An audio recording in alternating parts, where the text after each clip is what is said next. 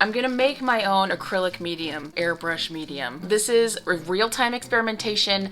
I have never made my own airbrush medium, but some benefits of airbrush medium when you're mixing it with acrylic paints, obviously it's in the name for like airbrush artists. Thinning out acrylic paints to make the acrylic super, super water thin. If you add too much water, it thins out the paint so much that the pigment is not able to adhere to your surface. Using a medium that adds essentially like more binders to help the pigment attach to your surface. I am not an airbrush artist, but I'm going to explore making my own, and then we're going to compare and contrast some airbrush medium that I have that just happens to be a Liquitex brand. I am not sponsored. I just happen to have this that I have been using and experimenting with. Maybe my own is a little bit better than the pre-made one, or maybe they work equally the same. It is way less expensive to make your own. So all of the ingredients that we need, 91% rubbing alcohol. The alcohol has been out of the stores for a while. With COVID and everything, even online, it was hard for me to find the 91% alcohol. You also need glycerin. I got vegetable glycerin. I don't know the difference. If there is a different type of glycerin, I don't know. We'll find out. And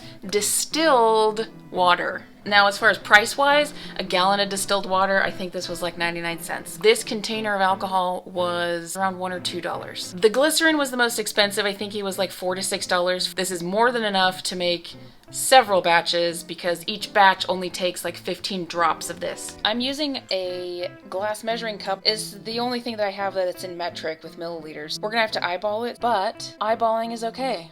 175 milliliters or 3 parts of distilled water, 75 milliliters or 1 part of the 91% rubbing alcohol, and then 15 drops of glycerin. I also bought at the dollar store these bottles to put my mixture in. This amount perfectly fills up these bottles. There was a slight smell with the homemade one because of the alcohol, but it wasn't that strong. There is no smell with the store-bought Liquitex brand. And I know this is the wrong thing to say. There's a different word for it. I just don't remember.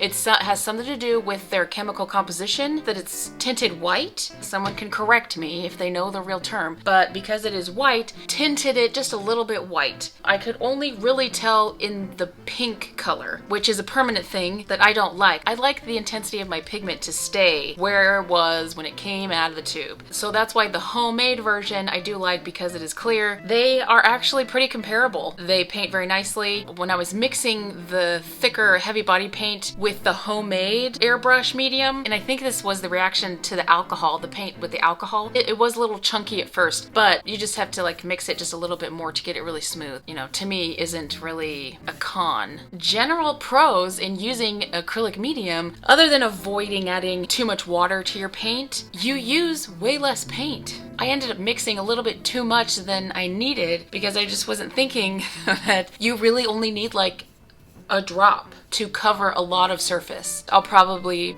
make my own from now on because it's significantly less expensive. I think the Liquitex for this much, 237 mil or 8 ounces, I want to say like $11 to $15 versus the supplies to make my own is like $1 plus $7 plus $2. So like maybe $10 that will probably last me months and months and months, plus it won't tint my paint.